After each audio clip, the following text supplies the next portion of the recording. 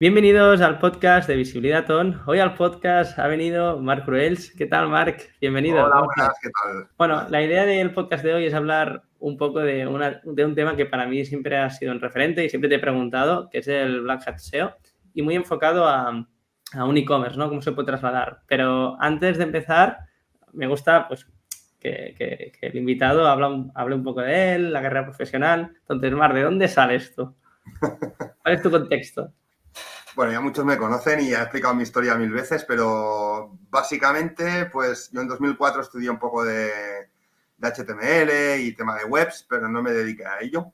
Y luego fui un año a vivir a China en 2006, 2007, y allí, pues como no podía hacer muchas actividades, pues estaba mucho rato en el ordenador y realmente allí fue cuando más aprendí a hacerme webs y tal.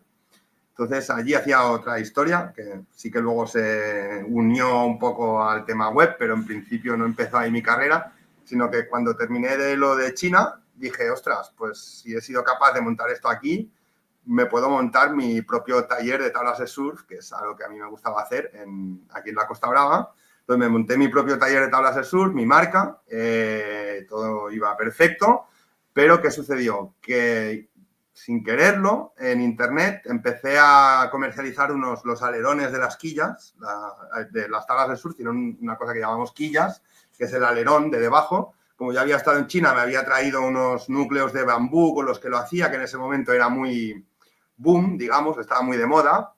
Y yo en los foros empecé a hacer marketing de guerrilla, sin saber marketing, sin saber guerrilla. Yo venía de producto, no de marketing. Y me funcionó de tal modo que me empezaron a llamar desde Australia, desde California, desde Hawái, para comprarme estos núcleos de quillas, ¿no? Y entendí que, ostras, el potencial que tenía Internet para vender, ¿no? Algo que yo estaba comprando a 30 céntimos, lo estaba vendiendo a 30 euros, me sacaba mucho dinero y con relativamente poco esfuerzo, o al menos ese marketing que hacía en ese momento me salía muy natural, ¿no? Y fue cuando me cambió un poco la paradoja. Eso unido a que conocí unos chicos surfeando que viajaban en la furgo y hacían páginas web y me descubrieron el mundo este de poder destemporalizar y deslocalizar el trabajo y poder estar surfeando un lunes por la mañana y trabajar luego por la noche.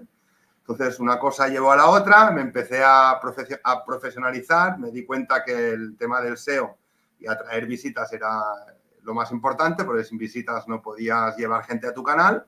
Y a partir de ahí, pues nada, fui aprendiendo trucos. Al principio esos trucos era lo que había, no había la información de esto es black, esto es white, sino que tú hacías ciertas cosas y te traían tráfico y con eso pues eras capaz de, bueno, te posicionaban y eso traía tráfico y eras capaz de vender y luego poco a poco pues Google fue cambiando el algoritmo, sobre todo con la entrada de Penguin, que es el tema que estaba, la parte del algoritmo que se dedica un poco a controlar el tema de enlaces y así. Allí me fastidió bastante porque yo jugaba mucho con el tema de enlaces, que ya os digo, ahora igual parece una técnica un poco guarrera, si me permitís decirlo, pero es lo que había en ese momento. Entonces, claro, ahí todo se empezó a penalizar y fue cuando me di cuenta que esto era algo sofisticado y que realmente requería no aprender 4 trucos, sino entender cómo funcionaba en general y a partir de allí, pues, empezar a hacer las cosas bien. No es que no se hicieran bien anteriormente, pero no había antecedentes de que Google cambiara los algoritmos de tal modo, ¿no? Entonces,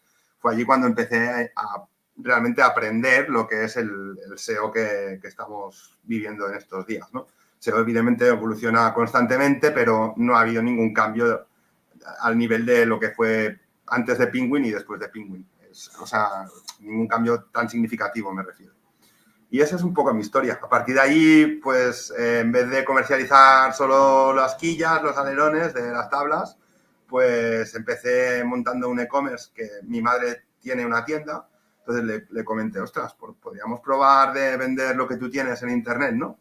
Fue una época muy prematura donde cuando la gente aún tenía miedo de poner la tarjeta en internet y costó un poco arrancar, pero nos fue relativamente bien, ¿no? Y hasta el día de hoy esa tienda continúa estando activa, más otras que he ido abriendo, más luego he ido derivando a montar otro tipo de webs, tipo nichos, afiliación y bueno, una amplia variedad de cosas que he hecho a lo largo de mi carrera en Internet, pero eso, más o menos desde el 2007, pues ya te puedes imaginar todo lo que ha ido cambiando, todos los paradigmas y todo lo que hemos ido viviendo.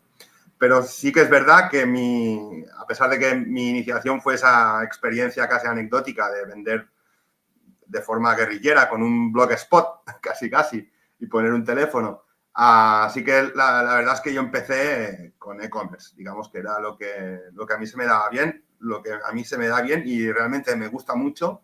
Me gusta porque es algo que no hay que inventar demasiado la rueda. Al principio era un tiempo, como os digo, en el que la gente no quería poner la tarjeta de crédito. Claro, las grandes marcas no se atrevían a aparecer en Internet porque aún podía haber problemas de reputación o de que fallara algo, ¿no? Y pusieran en juego su marca. Entonces, marcas como MediaMarkt hacían submarcas como Ritcon, que era una web que tenía no sé si os suena, pero es muy mítica, tenía una guindilla como logo. Y vendían, pues nada, los electrodomésticos que tiene MediaMarkt, pero muy, muy, muy económicos. Entonces, claro, si tú querías una tele, en vez de pagar 1.000, tenías que a 300, pues tenías que poner la tarjeta y eso hizo que madurara el ecosistema en España de e-commerce, ¿no? Ryanair lo mismo. O sea, estuvieron en la misma época. Tú podías comprarte un billete de avión a 600 euros o conseguir uno por 50 o 30.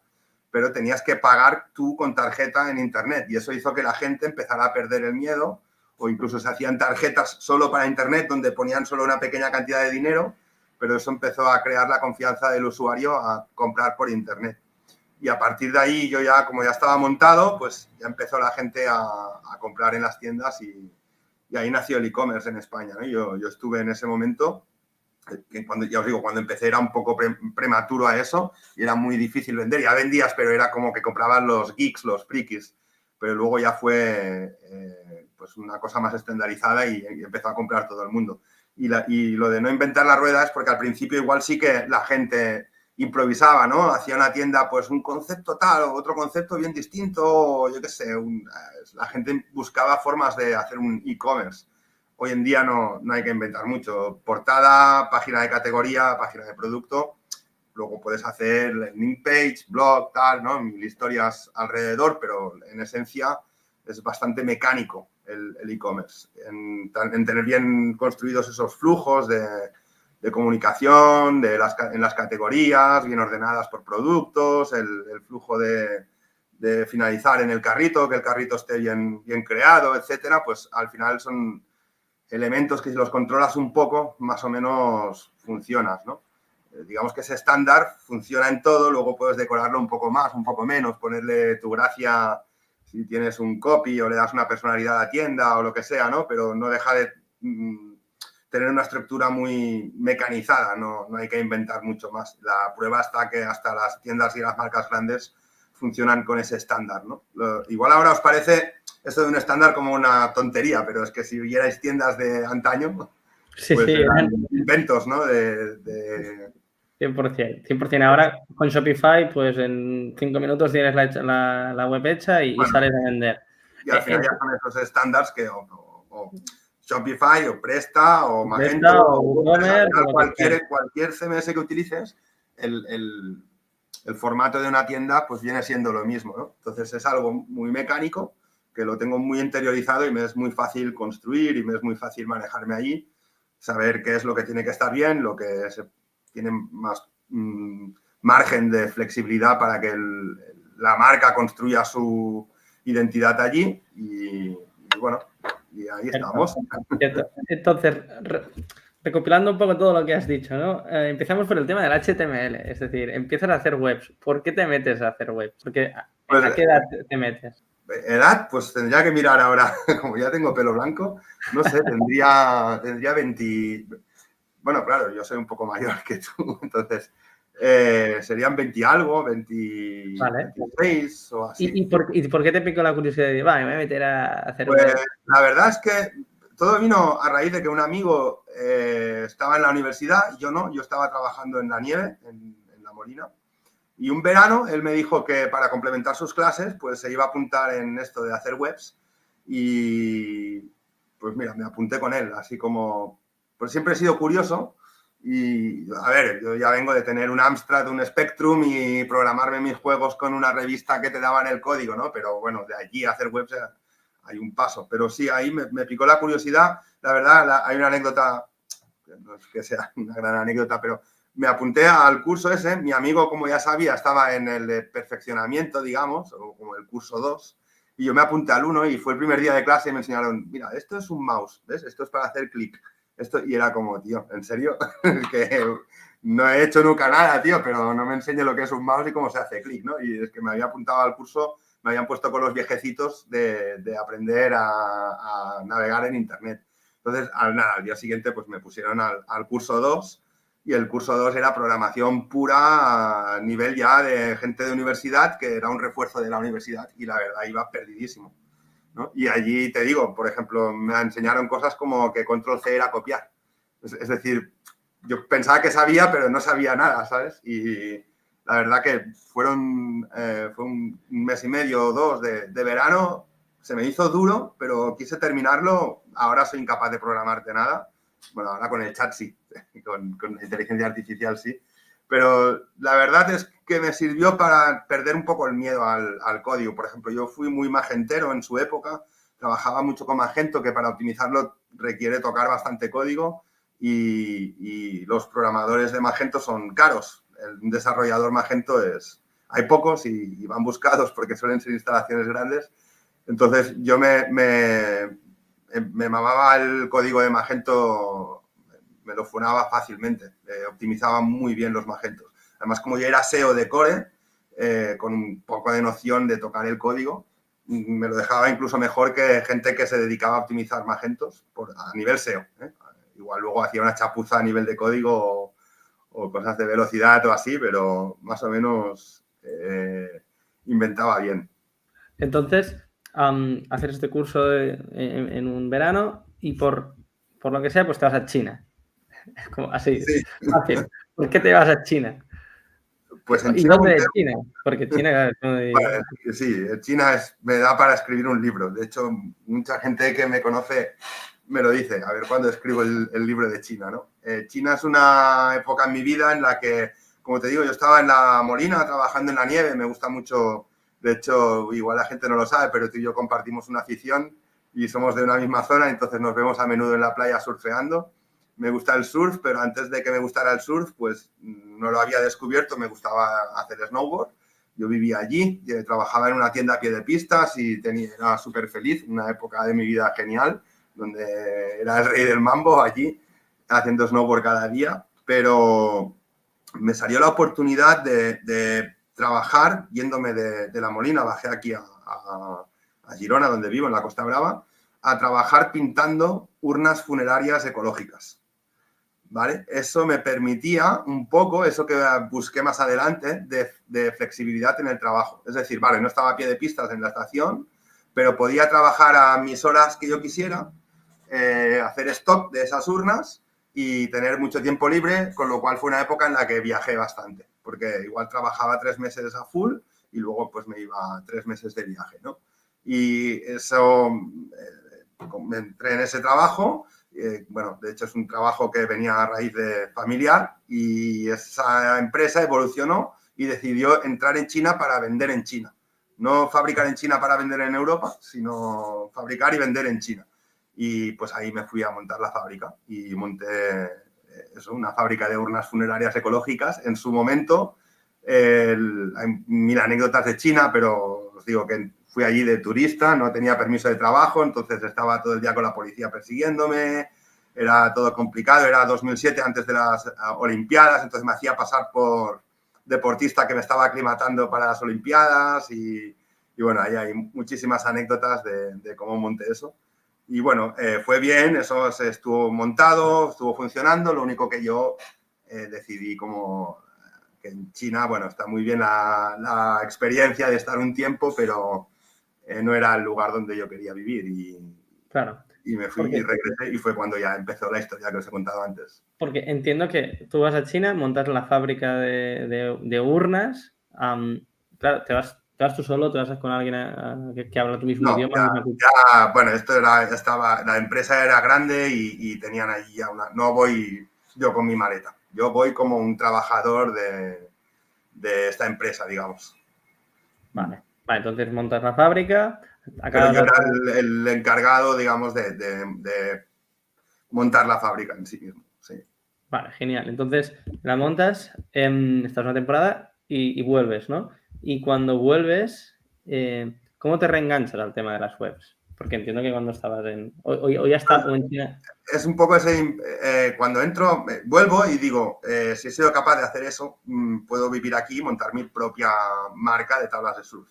Entonces, cuando empecé a montar mi marca de tablas de surf, claro, yo venía de producción de producto, ¿no? Entonces, para mí al principio, pues era, vale, pues compro foam, resina, fibra, hago las formas, tal, pero ahí me encuentro en que estoy construyendo una marca. Entonces, claro, una marca, yo pues, tendría muy pocas nociones de marketing, ¿no? De hecho, a mí marketing era una palabra que me sonaba no sé, a un ejecutivo de grandes empresas o así. Pero me doy cuenta de que, coño, tener una marca, pues tienes que hacer marketing, ya no ventas, sino construir la marca en sí, pues atribuirle unos valores, a quién te vas a definir, cómo va a ser el estilo, ponerle un nombre, tener su web, su campaña de comunicación, sus vídeos, sus riders, en ese caso, que los riders son los que corren para ti, ponen tu marca en su ropa, etcétera, y los promocionas para que mueva la marca. Entonces, allí sin quererlo, con las manos en el barro, me encuentro que tengo que aprender a hacer marketing. Y entre todas esas cosas está tener una web. Y en la web, pues tengo que subir las tablas. Entonces, tengo que diseñar unas tablas, tengo que ponerle un nombre a cada tabla, a cada modelo. Entonces, tengo que aprender por qué esto, qué nombre le pongo, por qué, cómo lo hago, ¿no? Y ahí entra, por ejemplo, en este caso, pues inventé como que cada gama de tablas la marca era muy canalla, ¿vale? El aspecto y el branding de la marca. Entonces, de hecho, se llamaba So High, que es como muy alto, pero también es como colocado y jugaba un poco con mucho el rollo del lifestyle del surf, ¿no? Además, lo explico eso porque contextualizo que al final todo eso me iba llevando a tener que aprender realmente cómo iba el marketing, ¿no? Definir el target, entonces me enfoqué a ese target más lifestyle, que no era tan pro, que también combinaba el kitesurf con el surf, el viento, entonces jugué un poco con lo de la altura, pero a la vez el lifestyle de la playa, pues ya sabes, también es estar más en el chiringuito que en el agua a veces, ¿no? Entonces, todo eso me fue llevando a aprender a hacer marketing, como venía de producto, pues el marketing del propio producto, de la propia marca, y a tener una web y a tener que comunicar en la web. Entonces ya sabía hacer un poco de web, no me dio miedo, empecé a hacer mi web, pero claro, era una web muy catálogo, no era una web tan de ventas en ese momento, ¿no? Pero eso me entró a Internet y allí fue, realmente el marketing que hacíamos en ese momento pues era pues en los foros mismos, entrabas, tenías tu hilo y subías tú un vídeo en el foro haciendo la tabla o en las quillas o un vídeo yo en China cogiendo el bambú, ibas al administrador del foro y le sugerías, oye, pues te regalo una para que las pruebes, el administrador del foro te lo ponías un poco en el bolsillo, hablaba bien de ti, sabías qué usuario estaba más activo que otro, también le hacías un detalle y al igual regalando 2 o 3 productos, que eran los influencers de esa comunidad, que todos esos conceptos no existían en ese momento, pues esos influencers de la comunidad lo que hacían era que el resto de comunidad pues creyera en tu producto, te contactaba, compraba y todo eso. Al final, casi por accidente, con un amigo hicimos un vídeo en stop motion de las quillas, que es eso que haces fotografías y se van moviendo, que ese vídeo pues viralizó un poco dentro de ese sector, o sea, a nivel de visitas de viral de ahora, de lo que entendemos ahora viral es una mierda, pero dentro del sector y como estaba, pues salió en revistas y páginas importantes de surf y fue eso lo que detonó que me llamaran desde todo el mundo. Entonces, fue una jugada de marketing clásica como la intentarías hacer a día de hoy, pero por pura intuición, sin conocimiento y porque el ecosistema era completamente... Todo esto era campo, no había nada, ¿no? Entonces, claro, tú montas esta marca de surf, montas tu e-commerce de ese momento, también ayudas a tu madre, ¿no? A montar un e-commerce, a vender el producto en Internet. Estos e-commerce los montas con tecnología, o sea, los haces a código, ya utilizas un CMS, ¿cómo los ejecutabas? Recuerdo que, bueno, Blogspot era lo que teníamos en esa época y salió Wix, imagínate. Wix te podías hacer un catálogo muy fácil, pero no podías hacer e-commerce. Entonces yo cuando monté el primer e-commerce no había ni WooCommerce. Entonces habían plantillas que eran de e-commerce, pero no era WooCommerce que entraba en el core del WordPress y luego había plantillas adaptadas a e-commerce, digamos. Entonces, la primera tienda fue como una plantilla de un plugin, que era una plantilla de e-commerce, y ese plugin dejó de actualizar y dejó de funcionar y me quedé colgado. Entonces ahí entendí que no podía depender de un software tan... tenía que buscar algo más robusto. Y fue cuando entré con Magento. Y por eso muchos años fui magentero, porque Magento en ese momento ya estaba más establecido. Sí que ahora si me preguntas, yo soy muy WooCommerce, soy muy pro Who, porque ahora ha cambiado, ya no es WooCommerce, ¿no? Es Who. Hace nada que han cambiado. Y creo que con Who se puede hacer casi todo. No, sí que luego hay cosas específicas que Magento te funciona de RP y si tienes webs en distintos países, en distintas webs y tal, pues igual es una solución más compacta. Bueno, eso ya sería a nivel técnico, pues es muy discutible. Pero la leyenda de para una web grande un PrestaShop y para una web pequeña un WooCommerce, y no puedes hacer una cosa sin la otra, no tiene nada que ver para mí con eso. Y yo creo que con WooCommerce es muy, muy flexible y trabajo súper bien. Si me dices, tengo un Shopify, bueno, pues genial, y un Presta, y al final, hasta cierto nivel de e-commerce, eso no es ni relevante, ¿no? Lo que tengas. No, al final es aplicar bien la tecnología y ya está. O sea, no tiene... Luego No sí tiene... es verdad que lo que decimos, si eres una multinacional, tienes almacenes en distintos sitios, tienes distintos dominios y tienes que unirlo todo, pues igual hay soluciones RP más fáciles de compenetrar con Presta que con WooCommerce, o te puedes encontrar que Magento propio te lo hace todo, o igual un Shopify, que es un all-in-one, te puede facilitar el trabajo, ¿no? Entonces, dependiendo un poco ya de esos factores más que no tienen nada que ver o tanto que ver con el SEO o con el marketing, sino con el funcionamiento interno de la propia empresa, ¿no? Genial. Entonces, claro, tú tienes muy claro que te gusta el surf, pero el surf, como bien sabes, lo haces cuando las olas quieren, no cuando tú quieres. Y como bien dices, esto para bien o para mal, pues necesitas tener tiempo y disponibilidad para cuando las olas se levantan y decir, bueno, va, Marc, ya puedes ir un rato al agua, ¿no? Y entiendo que conoces a unos colegas, ¿no? En el agua, como decías, de que hacían surf y hacían webs, y ahí ya te metes fuerte en el tema del SEO. Que eso, ¿qué año era más o menos ya? Porque veníamos 2007, Pues sí, el 2008, Penguin en el 12...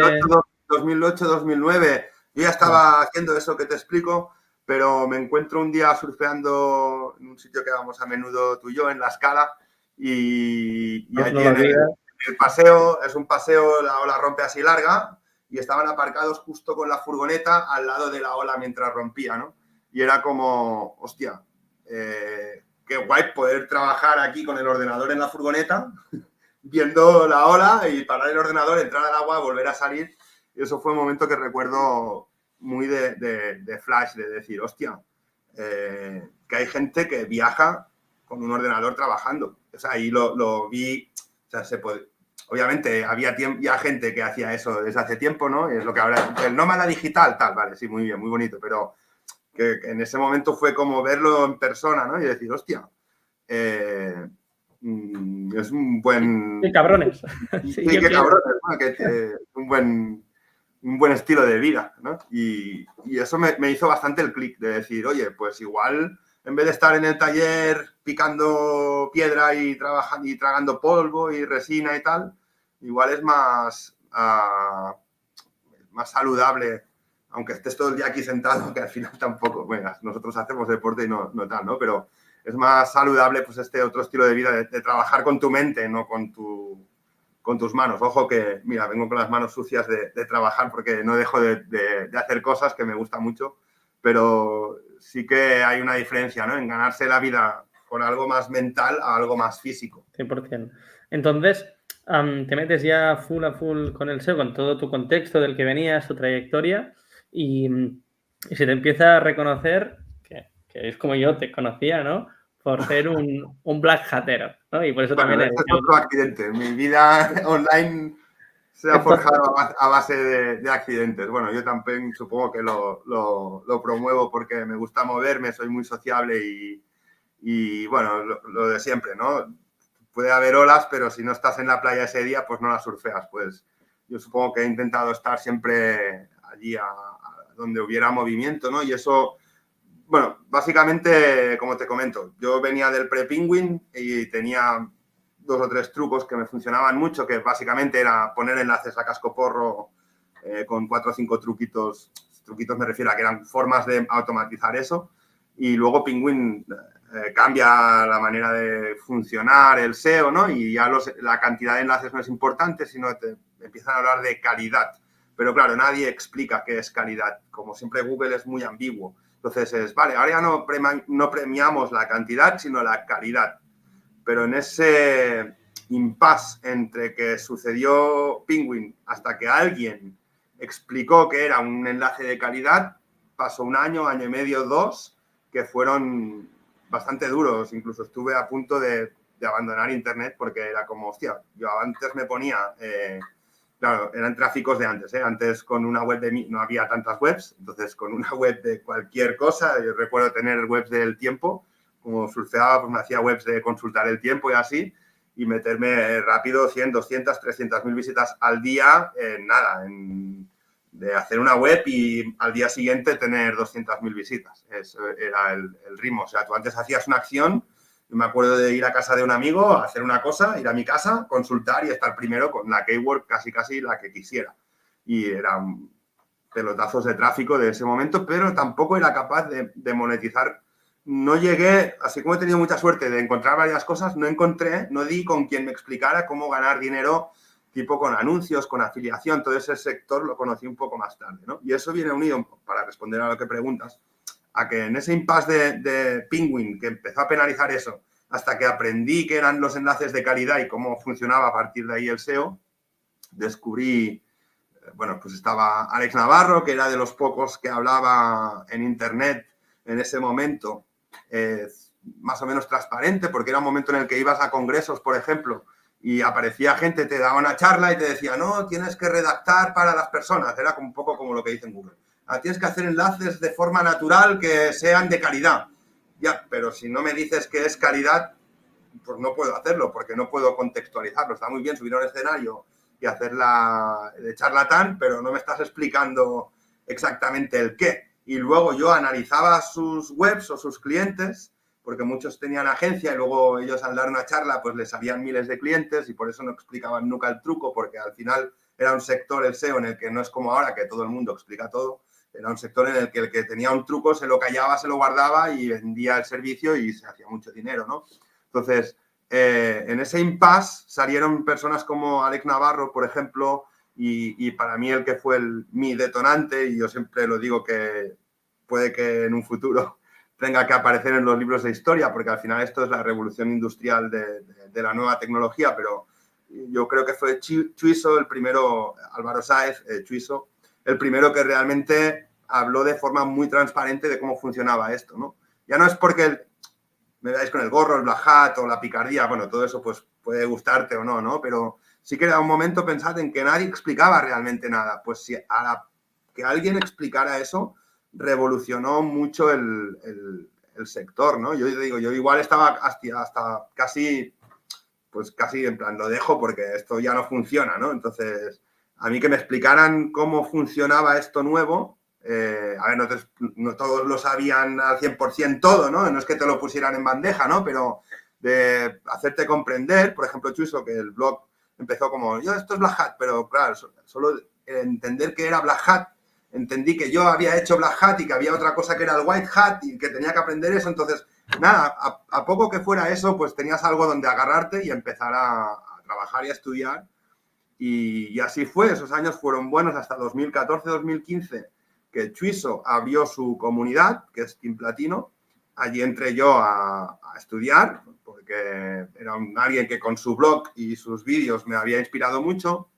Y dije, hostia, este tío te explica todo esto gratis, si le pagas ya debe ser la hostia, ¿no? Y entré allí y la verdad es que era una comunidad que en su momento también fue muy pionera. Bueno, antes había habido SEO Platino y con José Márquez y tal, que también estuve allí, pero cuando salió Team Platino, pues fue como un cambio brutal, porque ya no era a nivel solo SEO, sino a nivel de monetización. Me dio ese punto de que yo no había aprendido anteriormente, como te digo, a monetizar directamente con anuncios, AdSense, afiliación, todo ese rollo. O sea, sí que ganaba algo, pero no lo que se tenía que ganar apuntando a los nichos adecuados, etcétera. Y bueno, ahí estuve un tiempo de alumno, pero un día le propuse a Chuiso, le digo, oye, tíos, esto es una plataforma de monetización, pues te falta tocar el palo grande, que es e-commerce, que no está nadie explicando e-commerce dentro de esta plataforma, ¿no? Entonces, yo, si quieres, me ofrezco a grabarte unas clases de e-commerce. Entonces, él me dijo que vale, y yo le dije, vale, pero claro, aquí mucha gente viene para temas de Black Hat. Si yo vengo ahora y hago una clase de e-commerce, que es muy white, porque en el e-commerce, en el principio, no se puede hacer Black Hat, porque todo es muy mecánico, pues voy a quedar como que nadie me va a escuchar, porque la gente quiere trucos de ganar dinero rápido o posicionar rápido, o ganar dinero, bastante dinero, lo que fuera, ¿no? Entonces, le dije, pero antes de grabar las clases de e-commerce, te voy a grabar un par o tres de clases de trucos Black Hat que yo me sé que no estáis explicando aquí, que son buenos. Entonces grabé esos trucos y a la gente le encantaron en la comunidad, ¿no? Y de hecho, cuando grabé el e-commerce, la gente lo siguió porque le habían gustado mucho mis clases de Black Hat, pero le importaba un carajo porque la gente allí no iba a nada de e-commerce, ¿no? Entonces era como, igual hay dos que le interesan la clase, pero quiero escuchar a Marc porque lo que ha explicado de Black Hat eran trucos currados, estaba guay. ¿Cuáles Entonces, eran esos? ahí fue cuando me hice un poco el nombre, de ahí me propusieron, hostia, eso que has explicado en la clase, ¿por qué no das una charla en un SEO Plus explicándolo?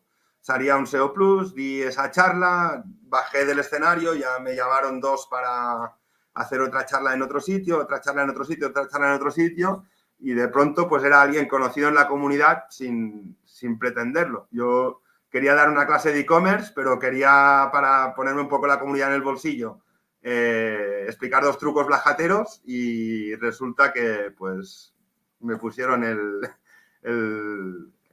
la etiqueta de Black Hat y ahí estoy. Entonces, ya te metes... Es uno de los temas que comentabas, ¿no? Es decir, no es lo mismo saber de SEO que saber monetizar a través del SEO, ¿no? Que esto, muchas personas que empiezan a ver vídeos en YouTube sobre SEO y empiezan a montar sus nichos y después se dan la hostia de la realidad de que AdSense no paga tan bien o incluso paga una mierda y que Amazon no es lo mismo que antes, etcétera, etcétera, etcétera, que casi que son dos campos diferentes, ¿no? Dicho esto, al final tú para lo que quieres es, dentro del SEO, es conseguir el top 1 y el Black Hat, con lo que tú comentabas de estos trucos, lo que te permite es hacer esto de forma más rápida o ágil, etcétera. ¿Qué trucos? Esto entiendo que era 2014, ¿no? 2015. Sí, Más en o menos. la comunidad 2015, sí, por ejemplo. ¿Y estos trucos que comentas son aplicables a día de hoy? ¿O?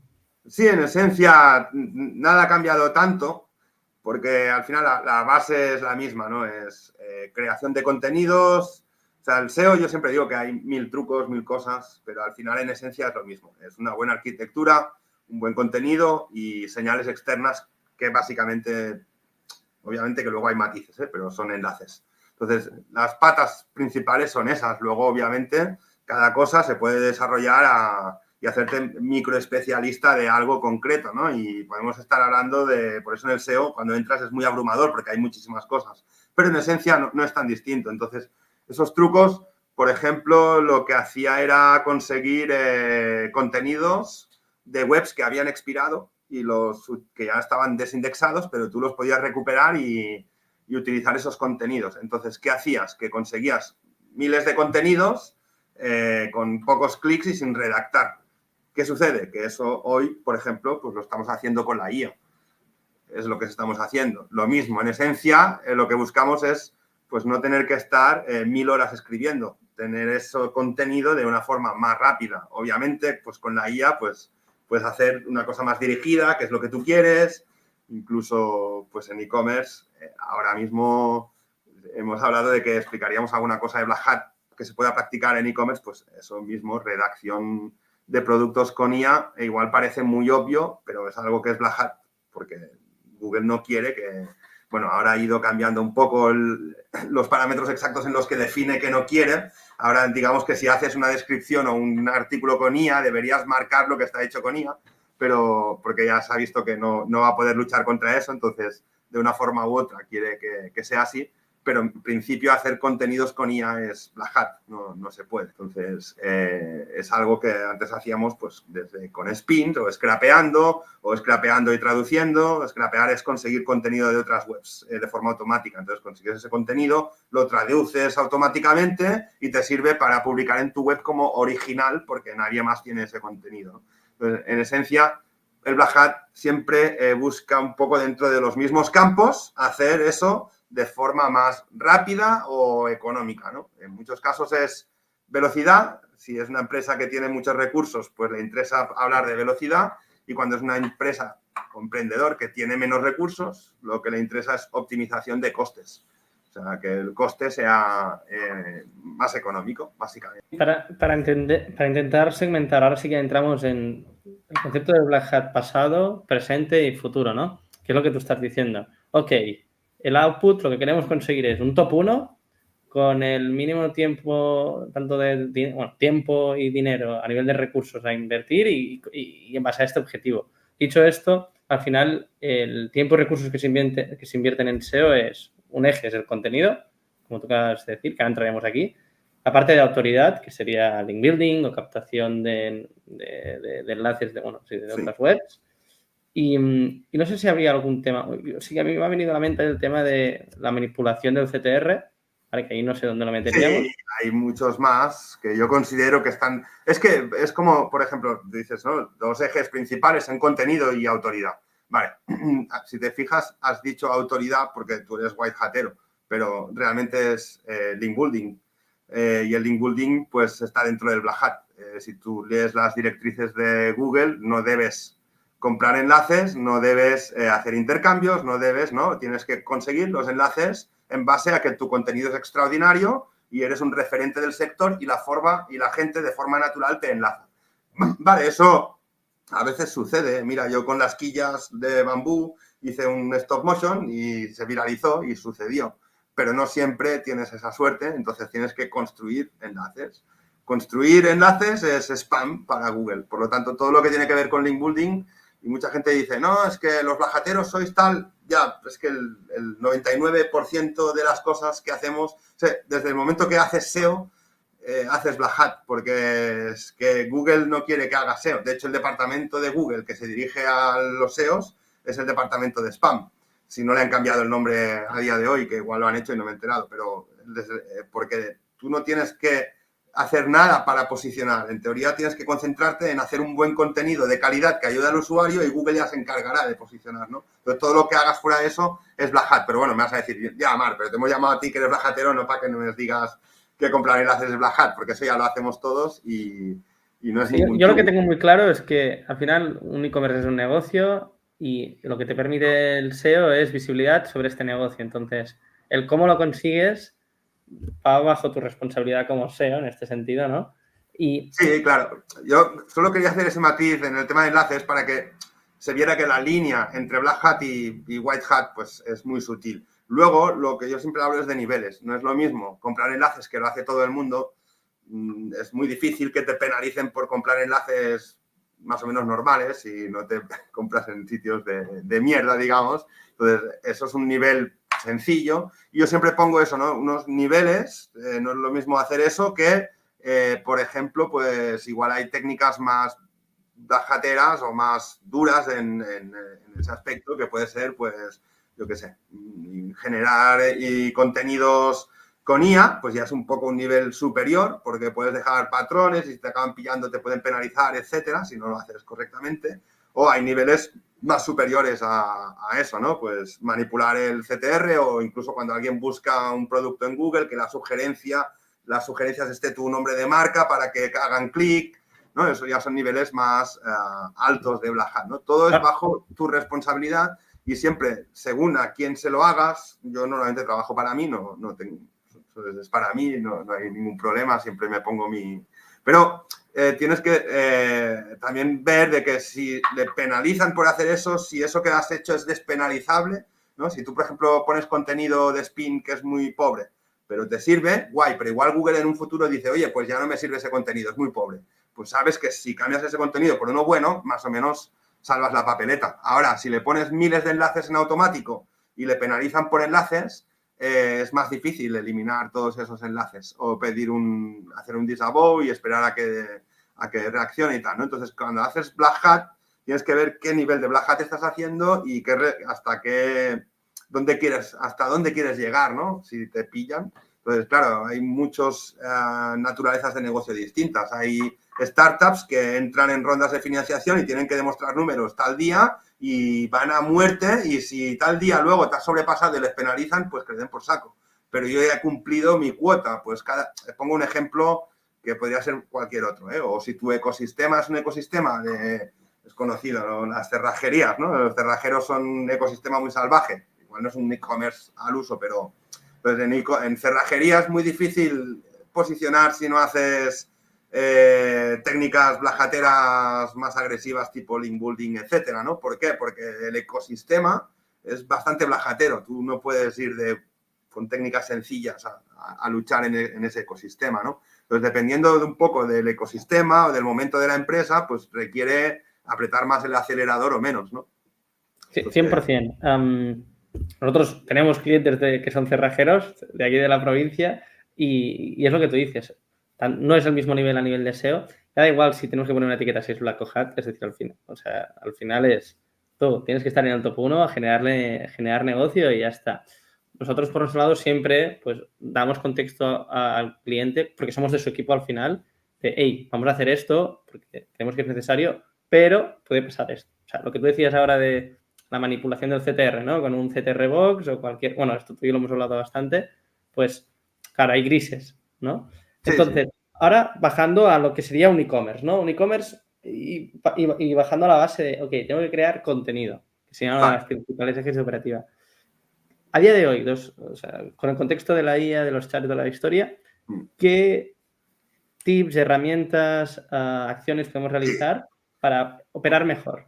A día de hoy, bueno, antes pues hablábamos de hacer spins o scrapeo, traducciones, todo esto. Obviamente, si hay inteligencia artificial, pues ya no tiene ningún sentido. Puedes, incluso si puedes scrapear contenidos de competidores o de productos para que te sirvan de contexto para generar los textos nuevos. Eso es una técnica muy buena, de coger descripciones del mismo producto por otro competidor y en base a esa descripción, digamos, para que el usuario medio lo pueda entender, ir al chat, copias con una ficha de un producto de un competidor, se la pones al chat y con tus prompts o tu estilo mejora ese texto, pasas el texto y dices mejora esta descripción añadiendo tal. Y lo que te sale copias y pegas en tu ficha. Eso es Black Hat porque no se puede utilizar la IA, pasa que no está automatizado, vas a mano, ¿vale? Pero eso se puede automatizar porque OpenAI tiene API, entonces pues hay 1000 plugins en el mercado, o te puedes crear un código como por ejemplo tengo yo con PHP, que ya más o menos hace eso, le subo un CSV donde yo me scrapeo fichas de productos, de hecho ni toda la descripción porque mis distribuidores solo me dan, por ejemplo, precio, tamaño y tal. Dentro de una hoja de Google Sheets me scrapeo todos esos datos, artículos, referencia, medidas, fotografía, etcétera, todos los datos que requiero de mi distribuidor y en base a esos datos que tengo, ya con IA construyo una descripción para cada producto y eso es bastante sencillo de hacer, incluso no code. Con Google Sheets hay aplicaciones para integrar inteligencia artificial ahora no recuerdo, Ahora la iba a buscar. O sea, ahora mientras... GPT for Sheets and Docs o algo así. Sí, No eso es lo que estás diciendo tú. Pero, por ejemplo, esa la he estado utilizando mucho tiempo. Bueno, a partir de ahí yo también me he desarrollado mi propio código, ¿no? Pero en esencia es hacer eso pues obviamente es insuperable. También si conoces bien, no vamos a descubrir hacer prompts, ¿no? Pero prompts de descripción, pues yo te puedo dar algún tip, pero me va a salir otro, me va a explicar otros prompts súper distintos y de eso hay mucha información. Cada e-commerce tiene su propio estilo, entonces igual tú tienes una manera con humor de contar tus productos, otro requerirá pues tener un rigor científico a la hora de hacer una descripción. Entonces, bueno, jugando un poco con la hoja de estilos que tenga tu propio e-commerce, puedes crear un propio estilo de descripción e incluso añadir partes que sean persuasión para vender, ¿no? Y todo eso que puedas ir añadiendo, que incluso puede llevar a incluir neuromarketing dentro del propio texto y tal, pues cuantos más pilladuras hagas de estas, pues más Black Hat es, ¿no? Porque al final hacer un texto subjetivo o persuasivo para que acabes comprando, pues no deja de ser una manipulación y no deja de estar dentro de la parte Black Hat, por más que los copies quieran estar en la parte white, pues están en la parte black, ¿no? Porque al final es manipular a la intención o experiencia del usuario, ¿no? Que eso es otro de los campos que me decías, bueno, hay como dos pilares, ¿no? Autoridad y contenido. Igual de esta hemos hablado, no sé si quieres desarrollar un poco más, pero dentro del e-commerce, pues hay muchos más campos en los que se puede hacer la hat. Sí, 100%. Ahora iremos a la parte de link building, pero sobre todo para la persona que está escuchando, que tiene un e-commerce y no tiene algo de idea de SEO, al final lo que estamos hablando aquí es tú de un e-commerce multiproducto, por operativa, tienes que montar un catálogo. O sea, que lo estás subiendo a mano. O sea, que hay un tema clave que es el de scrapeo, aprender a scrapear, un Excel de un proveedor, que este Excel, a día de hoy, lo que tú decías, con un spreadsheet y una extensión de spreadsheet, puedes vincularte a la API de OpenAI y meterle los prompts en las columnas de arriba y cuando haces hacia abajo ya te baja. Eso mola mucho porque no jodes, sabemos lo complicado que era esto antes de montar los scripts, que te cambiase los idiomas para que no fuera contenido duplicado, que ese era el problema. Pero hoy... Claro, igual a alguien que no se ha metido nada, pues le parece un poco difícil, pero realmente es que vieras un tutorial de vídeos. 5 minutos, lo tienes hecho y es muy, muy fácil. O sea, es algo que está al alcance de todo el mundo y muy, muy económico y que te requiere, vamos a ver, si tú tienes un e-commerce, ahora un amigo tenía uno y tenía 200 productos y estaba abrumado, ¿sabes? Y le digo, 200 productos los hago yo con... porque no es nada, un e-commerce de 200 que puede funcionar muy bien, hay e-commerce que tienen 5 y les va muy bien, pero me refiero a que si tienes 5 productos no lo vas a hacer con chat, los redactas tú bien y ya está. Pero hay e-commerce que lo que requieren es pues tener 3.000, 4.000, 5.000, 20.000 referencias, estar todas indexadas con un texto original y que van desapareciendo del catálogo y apareciendo nuevas. Entonces, todo ese movimiento, o tienes un equipo de redactores o tienes un sistema montado como este que antes era, como tú dices, muy complejo o caro o requería ir a un programador que te hiciera también, pero sí. que hoy en día es que cualquier usuario medio es capaz de montarlo.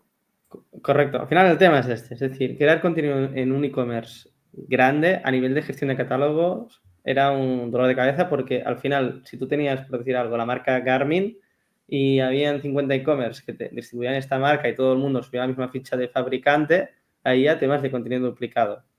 Que después, lo que tú decías, pues, montabas un spin o subcontratabas a países tercermundistas y pagabas por céntimos por trabajo hecho. Hoy, vinculado con la API de chat y con buenos prompts, es una locura. Y después ya la traducción, si vamos a internacional, que también se puede hacer con la API de Google, bueno, la traducción de Google, ¿no? No, pero incluso la traducción con IA queda mejor que la traducción literal, porque es traducción, entiende la cosa y la explica en el otro idioma. Entonces, añade esa capa de idiosincrasia, no solo de traducción literal.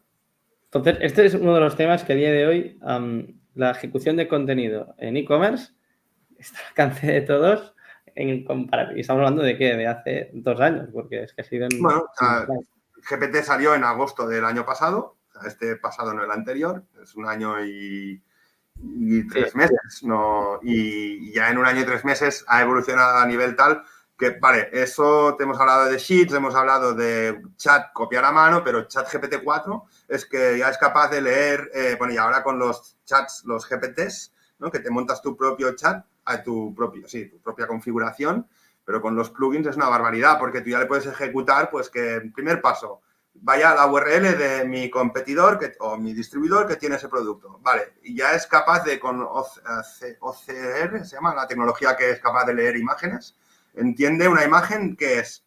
Entonces, solo en base a la fotografía ya te puede hacer la descripción. Para cierto tipo de productos de los cuales no tengamos información, en base a la fotografía es capaz de hacer una descripción. Puedes leer, ya no es necesario scrapear y pasarle los datos si quieres. Puedes leer la URL, le pasas la URL o incluso la web entera, según qué modelos y con qué extensión de plugin de ChatGPT 4, puede leer, o si no es entera, gran parte de la web. Es Entonces, claro, y haciendo tus propias combinaciones con GPT-4 es súper avanzado y espera que salgan las APIs para poder trabajar no solo con el chat al uso, sino en la que puedas trabajar con los GPTs. Eso, quien no sabe un poco de qué estamos hablando es que ahora ChatGPT te permite como unir o montar tu propio GPT dedicado, especializado en tu tarea, ¿no? Entonces, tú puedes hacer que haga 5 pasos, siempre esos 5 pasos para una cosa que requiere esos 5 pasos siempre. Entonces, en el momento que ya tengamos una API para hacer una conexión externa a esos GPTs que te habrás montado en base a tu propia necesidad, va a ser una barbaridad, ¿no? El coste que te sale cada descripción es miserable y la perfección en la que la haces es muy superior a lo que nadie puede hacer. Si tienes 10 productos, no, un copy te lo va a hacer mejor. Pero si tienes 15.000, te lo digo yo, que yo he escrito productos como un... si algo he hecho es escribir y lijar. Yo creo que Dios me puso en la tierra para escribir productos y lijar cosas, porque siempre me toca una cosa o la otra. Pero me refiero a que cuando tú haces 10 descripciones en un día, pues vale, salen guays, ¿no? Cuando tienes que hacer 200, pues un día haces 10, el otro 12, el otro 10, el otro 15. Cuando ya han pasado varios días, al final escribes lo mismo que has escrito hace 5 días porque no te acuerdas. Entonces, con la inteligencia artificial evitas eso. Lo que puedes hacer es realmente hacer descripciones completamente distintas y que siempre mantengan la mecánica de la hoja de estilos de tu propio e-commerce, ¿no? Si tu descripción es una frase inspiracional, una frase descriptiva del producto y una descripción técnica, pues nunca se va a confundir y siempre lo va a hacer así. Si tú escribes a mano, llega un momento en el que estás más espeso, más colapsado, no tienes... 100%. Al final, todos black hateros, básicamente. Entonces, a nivel de contenidos, gran margen de mejora, porque decíamos, de tiempo y dinero, los 2 recursos más tochos que tenemos. Y ahora ya pasamos a la parte de autoridad, que en 2012 vino Penguin y nos jodió a todos, ¿vale? Y cambió las reglas del juego. Y a día de hoy se sigue, obviamente, bueno, nosotros desde la agencia seguimos apostando por la captación de autoridad. A veces es un poco una caja negra también para justificarlo, pero ¿cómo planteas, ¿no? A día de hoy Bueno, la autoridad no tiene mucha dificultad, o sea, al final pasa, digamos, yo os he dicho que el link building es Black Hat, lo que pasa que a nivel, por ejemplo, IA con link building, pues es más difícil de que lo que tenemos a mano se pueda sincronizar. Se pueden hacer cositas, pero ya es más complejo, tenés que hacer cosas más a medida. Pero al final, básicamente, hacer enlaces o comprar o conseguir, pues al principio es muy abrumador y muy difícil, ¿no? Pero realmente no lo es tanto. O sea, hay sitios donde se venden, no tienes que comprar cualquiera, tienes que saber un poco qué es lo que quieres. Al final lo que quieres es, en esencia, luego hay muchos matices y por el tiempo que tenemos aquí, pues no podemos entrar solo en profundidad, solo a link building, ¿no? Pero tu competidor tendrá cierta cantidad y lugares donde le enlazan. Entonces, tú tienes que hacer lo que se llama ingeniería inversa, ¿no? Que es ver tus competidores qué tienen y igualarlo y mejorarlo. Entonces, más o menos estudiando tus competidores, que para eso hay herramientas, tu SEO de confianza pues las tiene y hace ese trabajo, si no te dedicas tú, pues básicamente ahí ya te enuncian un poco en el ecosistema en el que te vas a mover, la cantidad que necesitas, el tipo de sitios en los que se habla de esas marcas, esos productos. Entonces, al final es eso, básicamente viendo a tus competidores, ves el ecosistema en el que te estás poniendo. Es copiar eso y mejorar. Copiar no significa tener un enlace en el mismo sitio. Significa algo equivalente o en la misma web pero en otro sitio, o hay 1000 formas de moverte dentro de eso. Y mejorar, pues mejorar es al final, si tu web es de surf, pues hay 2 o 3 webs de surf, si tu tienda es de surf y hay 2 o 3 webs de surf que son las revistas de surf relevantes del sector, pues de un modo u otro deberías acabar apareciendo allí. Eso sí o sí, no, o sea, a nivel de marca, ¿no? Ahora esto es la parte white del link building, ¿no? Pero porque es así. Luego, pues sí que hay partes más blajateras donde, yo qué sé, con footprints puedes conseguir sitios en los que puedes dejar un enlace y el otro no lo sabe. Porque al final, si yo compro, ¿no? Si tú tienes una tienda y te miro lo que tienes y tú lo has comprado y yo tengo ese poder adquisitivo económico, lo compro y estoy como tú. Si yo me consigo un enlace de una forma más clandestina, tú no sabes cómo lo he conseguido, no puedes conseguirlo, tú no me podrás llegar a mi nivel, ¿no? Entonces, una forma de desbancarse es no estar en los canales habituales de compra de enlaces, ¿no? Y de eso, 100%. bueno, ya Sí, os esto digo es que... un mundo, esto entras en relaciones públicas, Claro, y ya luego la parte real, la que debería ser, pues si tu contenido o tú eres de una revista pero te haces tu propia marca personal, vas a los eventos, hablan de ti o patrocinas un evento, pues te conseguirás un enlace desde la web de ese evento, ¿no? Por decir un ejemplo. O sea, cuanto más te muevas tú fuera del online o en tus relaciones públicas, todo eso va a conseguir, puede conseguir enlaces. Yo tengo el caso de esto de un amigo, el mismo que hablaba antes, que, bueno, mueve una tienda donde la persona que la dirige, que no es... Mi amigo la dirige, pero el jefe es un influencer muy conocido.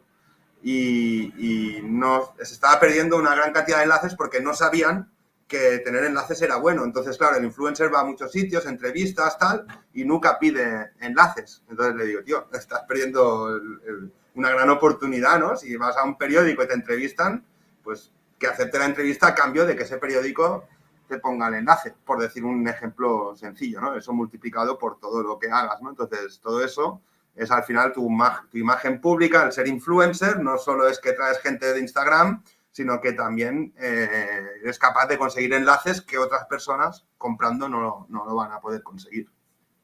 100%.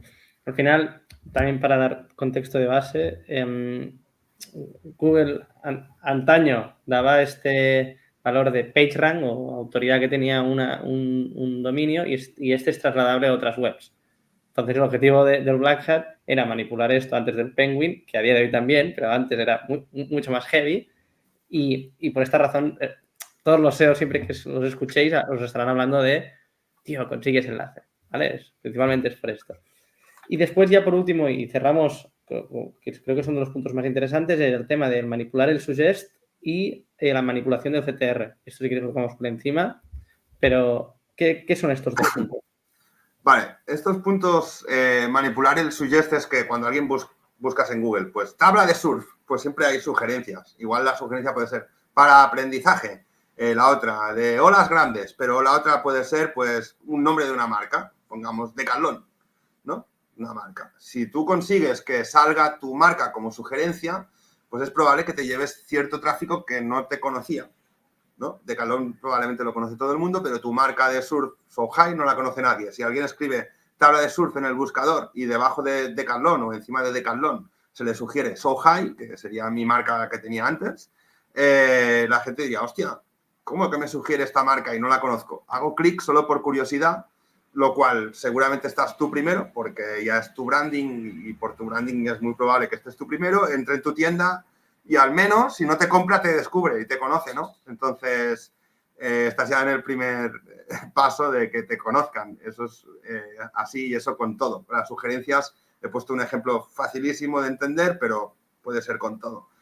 Con cualquier keyword, palabra, podrías llegar a cambiar el suggest y añadir tu marca o una búsqueda concreta con algo que sabes que tú estás primero, etcétera, ¿no? Ahí se puede jugar mucho, ¿no? Y ya hablamos de Google, hablamos de Amazon, hablamos de YouTube, o sea que aquí la imaginación que fluya, ¿no? Sí, incluso el traductor se puede manipular. Entonces, esto sería el concepto. Después ya pasamos a manipular CTR. También, ¿a qué se refiere? Esto es bueno, eso es más complejo. El Black Hat, como os he contado antes, os he metido la chapa al principio de mis inicios, era simplemente lo que hacíamos, era Black Hat y es lo que había, no había más trucos, todo era campo y cualquier cosa que sabías hacer casi era Black Hat, ¿no? Con el tiempo ha ido sofisticándose más y es eso. Ahora lo que estamos hablando es de un Black Hat más sofisticado, ¿no? Algo más sofisticado pues puede ser que, digamos, tú seas capaz de enviar visitas que a ojos de Google sean reales, de una persona normal, que entra en Google, hace una búsqueda,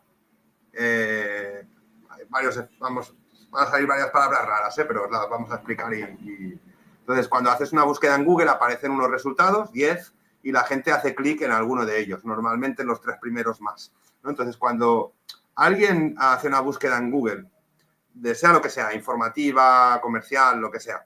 Cuando hace la búsqueda en Google, Google sabe si cuando haces clic, por ejemplo, en el segundo resultado, si tú entras en esa web y lees ese segundo resultado y ya no vuelves a buscar ese término, figura que ese segundo resultado ha resuelto tu búsqueda, ¿no? Tú buscabas eso y ya lo has encontrado, no tienes que volver a buscar. Sin embargo, cuando buscas algo, vas al segundo y lees y no te gusta, cierras y vuelves a buscar y vas al tercero y lees y cierras y vas al cuarto y al final, después del cuarto, ya no vuelves a buscar porque el cuarto es quien ha resuelto lo que estabas buscando, pues Google se da cuenta de eso, ¿no? Y al final veréis que casi siempre en SEO acabamos hablando de resolver la intención de búsqueda. Alguien tiene intención de encontrar tal cosa y esa web ha resuelto, ¿no? Y Google lo que quiere es ser el mejor, y ser el mejor significa poner arriba del todo los que resuelven cada una de las intenciones de búsqueda. Entonces, ahí está un poco el truco, ¿no? De hacer realmente ser el primero o estar en los primeros es, en el caso de productos, pues si yo vendo la tabla de surf, voy a inventar una marca y un modelo, All Merrick de 6,5, y alguien la busca y entra en mi catálogo y yo la tengo 200 euros más caro que mi competidor, probablemente alguien acabe comprando en mi competidor y no en mí, ¿no? Porque va atrás, vuelve a mirar el competidor, tiene 200 euros más barato y le compra a él. Entonces, mi competidor está resolviendo mejor esa intención que es comprar, solo por el precio, pero a veces no es el precio, a veces es que no tengo stock y él sí. Entonces, hay muchos factores que pueden influir en que el competidor, el usuario, termine en tu competidor en vez de terminar en tu web, ¿no? Todo eso hay que evitarlo y es la forma white hat de hacerlo. Pero hay una forma black, que es mandar un tráfico a Google que simulen ser esas personas y vayan haciendo esos clics y vayan a tus competidores, vuelvan a las SERPs, vayan a ti y dejen de buscar, ¿no? Y en cierto modo vendría a ser simular ese comportamiento que ya sucede con los usuarios normales o fakear ese comportamiento y que te beneficie a ti, ¿no? Y eso sería un poco manipular esos... Si el oyente que está escuchando esto se está poniendo cachondo, pues sinceramente hay mucha información sobre este tema, nos podríamos tirar un buen rato, pero ahora ya para ir encargando el podcast, siempre me gusta preguntar y, hostia, Marc, tú te has movido un montón, has hecho un montón de cosas, pero al final del día, ¿de dónde sacas la inspiración? ¿Qué te motiva a hacer todo esto? Vale, te digo algún par de sitios, pero déjame comentar que en e-commerce hemos comentado esto de Black Hat, estos factores, pero incluso yo creo que el neuromarketing de poner en los banners una mirada que haga clic al botón o la forma de diseñar los catálogos con los precios. Incluso hay una parte que se llaman dark patterns, que son los patrones oscuros que solo hacen muchas webs grandes, ¿no? Amazon, el primero, cuando vas a comprar, te sugiere un pop-up de seguro que no quieres comprar con Prime y ahorrarte dinero, ¿no? Y esa frase que está puesta allí para causarte dolor y un botón destacado y el otro no. Todo eso son dark patterns, que es otra disciplina que me encanta hablar de ella. Pues todo eso también es Black Hat y se aplica mucho a las e-commerce. Me refiero que hemos hecho una pincelada de Black Hat. Pues tenemos que hacer otro podcast de Dark Patterns. De lo básico, hemos hecho los pilares fundamentales, pero hay muchas otras cosas que igual no parecen Black Hat y terminan siéndolo. Y bueno, ¿de dónde me inspiro? Pues no sé, la verdad soy bastante creativo, soy muy de probar cosas, pero hay mucha gente muy, muy, muy buena en todos los sectores. Por ejemplo, a mí, no sé, ahora a nivel de e-commerce siempre me ha gustado mucho Natsir Turrado. En casi todos hay que seguirlos en Twitter y de allí vas tirando del hilo. Por ejemplo, Natsir, Juan González también a nivel de SEO, yo qué sé, Álvaro Peña, de eSocial, Alex Navarro últimamente también está tuiteando cositas que son trucos chulos, Chuiso, al final, vale, estos son todos los conocidos que, bueno, si estás en el sector del SEO no te estoy descubriendo a nadie, ¿no? Pero muchas veces me inspiran personas que no son tan conocidas, ¿no? Que son personas normales que te ponen un tweet y te sorprenden porque tienen ganas de compartir algo y normalmente esas personas acaban compartiendo trucos más buenos. Entonces, realmente la inspiración me puede venir en cualquier cosa, navegando. Siempre estás en internet, tengo ya herramientas puestas en el navegador para ir comprobando cosas y tal, pero yo creo que un buen sitio donde encontrar inspiraciones en Twitter y seguir un poco todo el ecosistema SEO en Twitter es algo importante, ¿no? Y luego, pues siempre vas viendo cositas pues es que te puede llegar la inspiración desde que tu compañero te enseña, mira, acabo de comprar tal cosa, y en vez de ver la cosa, tú estás viendo el carrito de la compra de la tienda que ha hecho tal, o el mail que le ha llegado es simpático, no sé qué, ¿no? Y en el día a día, pues observar, en vez de ver con ojos de consumidor o ojos de constructor, ¿no? El defecto de profesión, ¿no? Tener un poco los ojos abiertos siempre es donde te acabas inspirando. Y luego, por supuestísimo, siempre lo recomiendo y me vais a ver en muchísimos eventos, a veces dando charla, pero muchas otras simplemente asistiendo.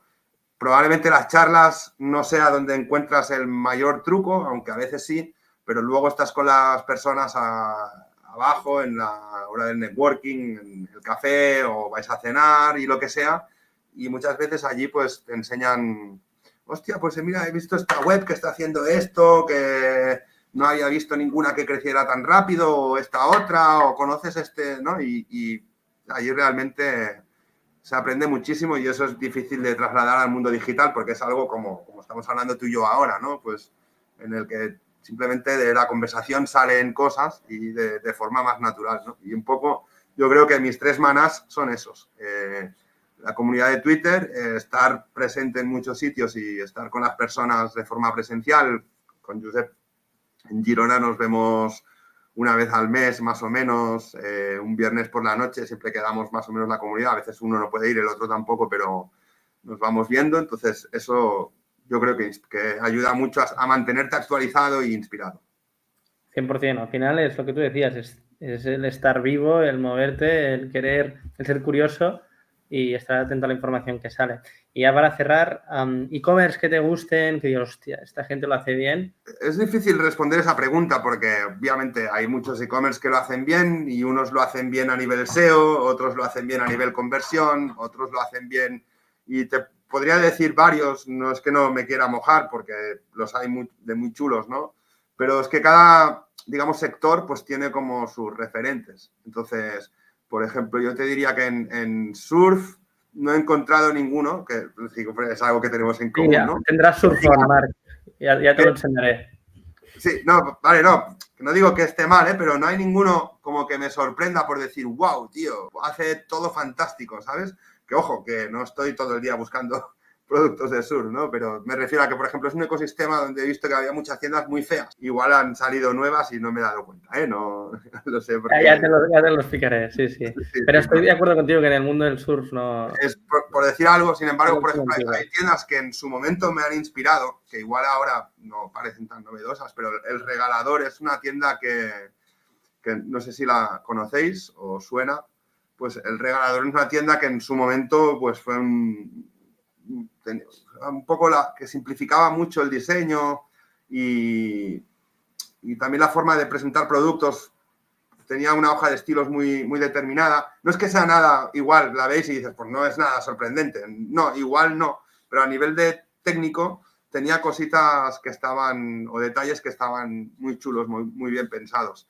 Y siempre me ha inspirado un poco, o sea, en su momento me inspiró como en otros momentos me han inspirado otras. Pues, la dejamos apuntadita aquí para revisarla, a ver qué tal y coger ideas de aquí. Y agradecerte muchísimo tu tiempo, Marc, porque sé que vas de culo. Así que nada, un placer haberte tenido en el podcast y nos vemos a la próxima. Muy bien, a ver si repetimos y hacemos el Black Hat 2 y hablamos de otras técnicas. Seguro, hablaremos. Un abrazo, chao. Chao, hasta luego.